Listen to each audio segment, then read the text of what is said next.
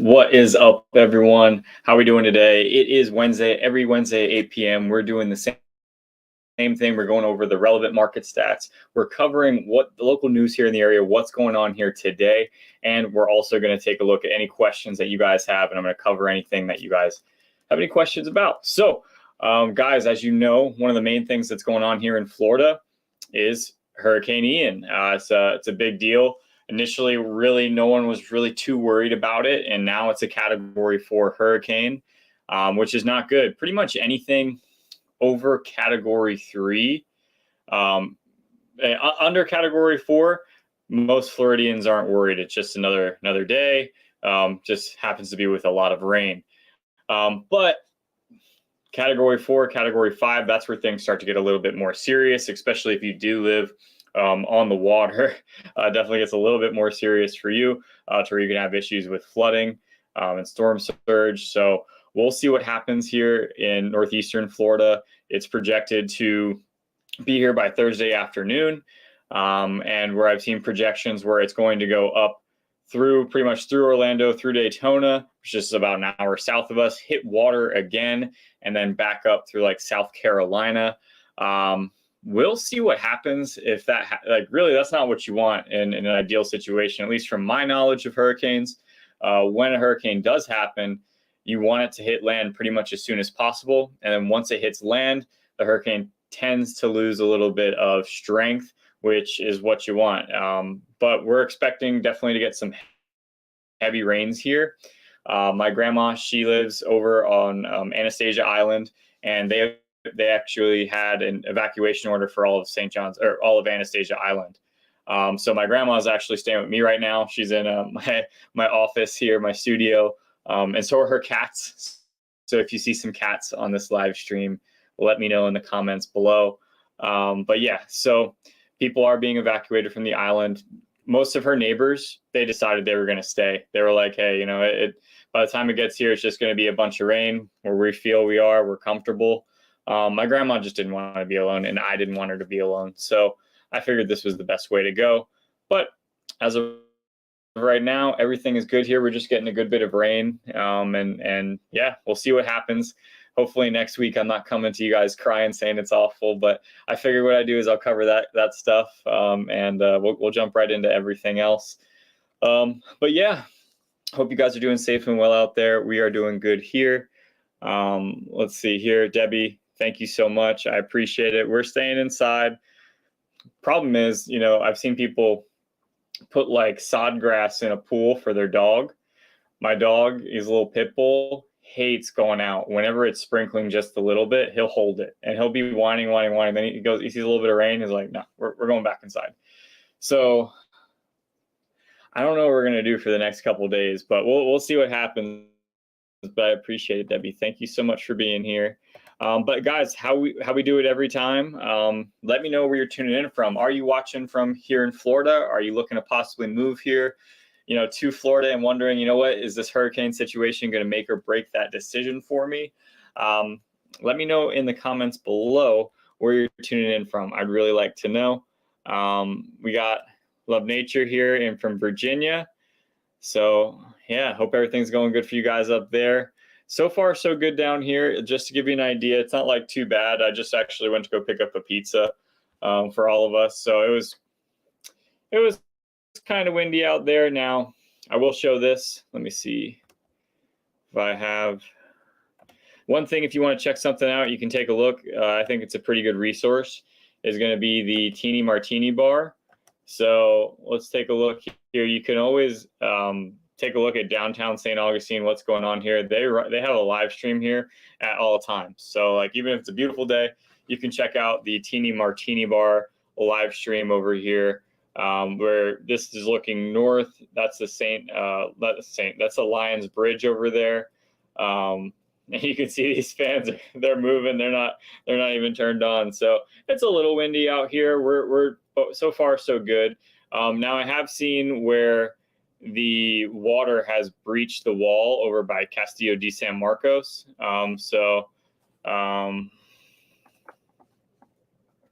That's just right on that same street, but there is also a good bit of land there. And this is actually the first story I was going to cover anyway. So here we go. I'll just close it out over here. St. Johns County officials say Hurricane Ian expect to bring worse flooding winds than initially anticipated. So this is downtown. This is right at Castillo de San Marco, and their bulkhead here. Jim, thank you. St. Johns County has an evacuation. All right, we don't want all that. Flooding. Let's see. People who need to evacuate is narrowing. And it's also part of being, I'm gonna mute this. Sorry. Water breached St. Part of being, a Floridian, someone that lives in St. Augustine. You got to go down to the waterfront, or you got to go down to downtown St. Augustine just to see what's going on with the storm surge. So there's definitely some locals out there, but you do see some water getting over there. And they were starting to board up some things down. Oh, am I not sharing my screen? Wow, unbelievable. Wasn't even sharing my screen, guys. I'm sorry about that. But yeah, definitely seeing some things downtown being boarded up because of that. But either way, let's go on to the next news story. How did I not share my screen? Unbelievable. There we go. John, how we doing? Watching from Miami. You were in New York, now you're in Miami. I mean, going back and forth a good bit. Hope you're staying safe down there. I don't think they're too much of a bad position in Miami, if I remember correctly. But thank you for tuning in, guys. Like I said, let me know where you're from. Let's go on to, let's do the market stats here. Go right into it. And this is going to lead into my next news story, which is it's pertaining to what's going on here in Jacksonville, right? In real estate, and that's why we're all here today, right? So last 24 hours, we're seeing new listings 85, pending 98. We're seeing contingent taking back up 37, closed 89. So that's almost a 1-for-1, actually. That's not so bad. Let's look at the last week, though. Last week, we got 917 new listings, 770 pending, 352 taking backups, and 768 closed. So, and look at all those price changes here, 1421. So more price changes than new listings coming on. That's an interesting stat there. So let's go over here, take a look at the market stats. And we're seeing, looks like inventory, we've seen a spike, right? Seeing a spike. June, July, August, hitting that spike here. It looks like it's starting to flatten out just a tad, which is great, right? We were definitely in such a hot market that it wasn't fun for any buyers in our market. And now we're seeing negotiability starting to come back, which is something that all of us wanted. I know people think that real estate agents really enjoyed last year's market, and I don't really think that was the case. Wasn't fun for a lot of people presenting 40 offers and trying to tell someone what's the best one to take to do. But either way, let's take a look at sold days on market here for residential. So average days on market, we're still at 33 days, guys. So I think that's really important. And maybe that'll change here in the next month or so. But we've seen here, and I've been talking about it, interest rates going up. Inflation's been, around 8.5% for the past couple months here. They thought it was going down, and actually just went up just a little bit. So we'll see when that next inflation report comes out. Fed raised interest rates, so people are thinking that mortgage rates are going to go up too in correlation to that. And last week they went up to 7%. So yeah, it's definitely affecting people's affordability here in this market and what they can and can't get. And also it changes if people can afford the house. So I'm going to go into this next contract or this next news story here about Jacksonville home buyers falling out of contract. In every contract here, pretty much, if you're representing your buyers correctly, you should have three main contingencies, right? You should have an inspection contingency. That's pretty much standard in every contract here. You get, you can negotiate this term, but 10 to 15 days to figure out, do all your due diligence on the property.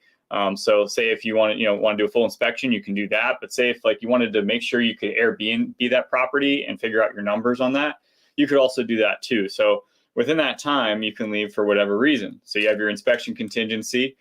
you have your mortgage contingency, and then you also have an appraisal contingency. So those are all your protectants in the contract. So, you know, that's something that you need to be aware of as you're moving forward with what's going on here, because when homes fall out of contract, it's because they couldn't qualify for the mortgage. So with this next news story here is going to say that, hey, you know, contracts are falling out like crazy. And that's because interest rates changed all of a sudden. Buyers didn't lock in their interest rate, and all of a sudden they can't afford the home that they already wanted. So that mortgage contingency there allows them to get that out, so they're not forced to buy that house because they can no longer afford to buy that house, correct? So let's take a look into that next story here. Boom, boom, boom.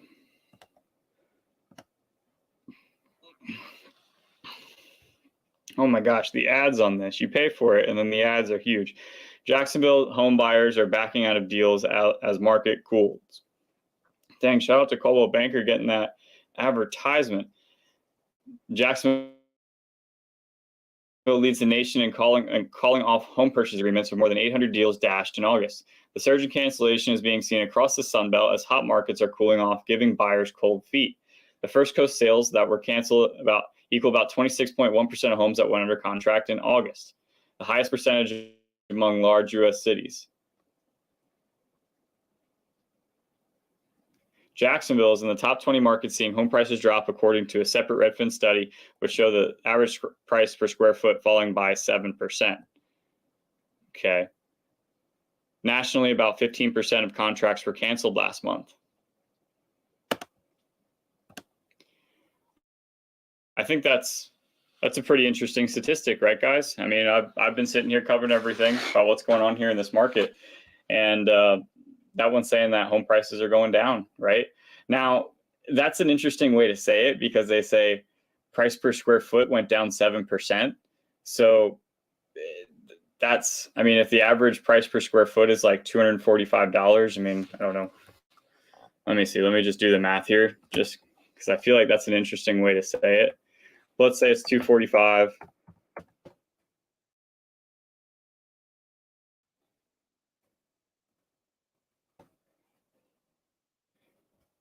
That's a pretty massive drop when you're actually thinking about it, because that goes down like $17 then. So per square foot, you know, you're looking at 2,000 square foot homes. That's a pretty significant change. From what I'm seeing in these market stats, which we'll hop back right over to, it looks like it's pretty stagnant. I'm going to just go ahead and pop up the Florida Realtor Sun Stats and see what they say, just so we can check that out together. Share my screen real quick so you guys can take a look at it.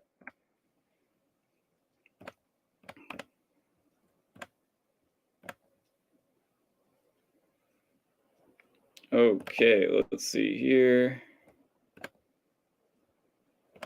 Jacksonville MSA. Let's see what the average sales price is doing. Okay, so we're seeing a little bit of a leveling off, right? So interest rates were pretty much bucked up at this point, right? They're already going up. So May 2022, 493, 496, 495, and then we're seeing a trend downward to where we were in April at 481. So it went from 495 down to 481 within that month time frame. And that's also, you know, we have seen a lot of the news about recession and inflation and all these other things that are happening in our world. Another $1 billion to Ukraine today. That's very good stuff. Let's take a look at St. Johns County. Do the same exact thing, and it looks like they're following. I mean, I'm not sure. There must have been multi-million dollar sales in that month, because that's pretty high for St. Johns County. Average sale price 672, 667, 663. So it's leveling off for sure, but this doesn't look like a crash to me at all. But hey, you know what? That's what I've been saying since the beginning, guys. I mean, the market changes, right? The Fed's doing things that no one has control of besides like Jerome Powell. and it's going up. There's nothing that we can do about it. But how does that reflect in our market here today? You just have to make a decision that's best for you in the moment today, because market conditions are going to change at any time, all the time. Hurricane Ian could come in here and completely wreck St. Augustine to make it a place that a lot of people don't want to live. But then maybe that presents opportunity to buy, but then at that point, do you want to buy? So there's pluses, pros and cons to every situation. And even today, as interest rates are going up, I was talking about this with John earlier this week, where it's like, okay, interest rates are going up. Everyone's feeling the pressure. Inflation is affecting everyone. Gas prices are affecting everyone. So sellers see the change in the market, and they have that fear, the fear of missing out on the market, the seller's market that they had, and not getting the top dollar for their house, right? So then they're wondering, oh, is it going to sell? Is it going to be like last time? Is it going to be like 2008? So negotiations right now are on fire with sellers, in my opinion. Even though we are in a seller's market, for a buyer in this market, you're able to use what's going on in the world to your advantage in the negotiations, especially with this higher interest rate environment, because that's something that you can ask the seller, like, hey, affordability has gone down for your property. So maybe you can throw some money towards closing costs, which these past 2 years, you haven't really seen that at all. You can throw some money at my closing costs, so I come out of pocket less for the house, but you still keep that value, right? So example for that is someone wants to sell their house, right? And the market has gone down slightly, but they want to keep their house and neighboring houses, they want to keep the price of that house still at the same level. So let's say, for easy math, that this house is for sale for $500,000, and a person that's looking to buy this house wants to use financing. So they're going to write up a contract with their agent. They're going to ask for a 3%, let's just say 3% seller concession from towards closing costs. So, or maybe an interest rate buy down, right? So the seller gets what they want, right? They get technically they net less, right? Because that money's got to come from somewhere. But at the end of the day, the purchase price is $500,000, but you're able to take that closing cost, that 3% that the seller is going to give to you, and keep that money in your pocket, because your personal closing costs, if you are a buyer, are going to be about 3.5% to 4% of the purchase price. So essentially, on a $500,000 house, you're going to be paying $15,000 to $20,000 for that house. So when you have the seller contribute that money, that's money that's not coming out of your pocket. Technically, it's money you're negotiating them down, and money the seller takes away from their net from the sale, if that makes sense. So we're seeing a lot more of those negotiations going on here. New construction, they're buying down interest rates. I just got some people, which I mentioned in the other live stream, I got them into something where the builder is doing a 2-for-1 buy down. They bought down the interest rate to 3.99 for the life of the loan. This is 3 weeks ago now, for the life of the loan. And then for the first year, 1.99, second year, 2.99. So builders are giving more incentives. And I think they also took $10,000 off the purchase price. So if you're looking to move to the area and you're like trying to keep more money in your pocket, that's a great incentive. And that's also something that maybe you don't use me, maybe you don't like what I have to say, or you don't think that I'd be a great representation for you, but you can take that information, talk to your agent about it, see how you could strategize putting in an offer. If you're looking to sell your house, also taking that same information, you want to make sure that your house is looking as attractive as possible in this market, right? Because affordability is changing every day. And that is also swaying buyers back and forth, right? The buyers that couldn't get in, a couple months ago, they're like, okay, now I got some opportunity in this interest rate market where it's 5-6%, and now it's going up to 7%. And it's like, hey, you know what? It's starting to weed people out for sure. There's no doubt about it. Rumor mill. I hear things. I hear a lot of things. Maybe it's just loan officers trying to sell me their services, but I've heard, and next Wednesday, I'm going to have a loan officer on here at 8 p.m. like we do. I'm just going to do a little bit of different style with him, and we're just going to talk about the market. So next Wednesday is going to have a loan officer on here. But what we've heard is that because of the Fed has said, hey, we're going to raise rates, we're going to keep raising rates and keep raising rates, that the interest rates are factored in. The raise in interest rates have already been factored in to this current raise in the federal funds rate. So potentially we could see a decline in interest rates here in the next couple months. How much? I don't know. But if you can get a discount from 6%, from 7%, you're going to be happy if interest rates still stay around that. If they do go down, you could always refinance, but that's an if, right? I know a lot of agents, and I think I've even said it once, where it's like, marry the house, date the rate. It's something like that a lot of agents say. But at the end of the day, we don't know that interest rates are going to go down. You know, that they could go back up. Or they keep going up. You know, they have been going up these past 6 months. So they could keep going up. They could stay stagnant. They could go back down. That's something I don't have control over, and that's something that a lot of people talk about. And it's all in general. There's no, yeah, this is definitely what's going to happen. It's all generalities. So either way, guys, it looks like we got some people on here. Let me know where you guys are from. Let me know where you're tuning in from. Are you weathering out the storm, sitting at home, bored in Florida, watching all the hurricane updates? Or are you watching from a neighboring state, thinking about possibly moving to northeastern Florida? Let me know in the comments below. I'd really like to know. So, boom. We're going to go over here. And this is something also, man, I had more of a structure to this, but this has kind of been free-flowing. I also wanted to share the shelter opportunities that are here in St. Johns County.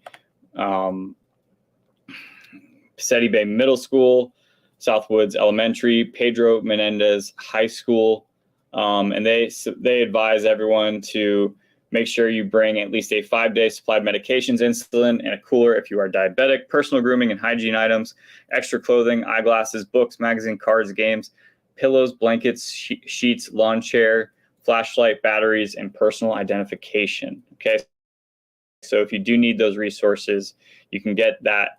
I can put that in the notes below if you need to seek shelter here for the time being.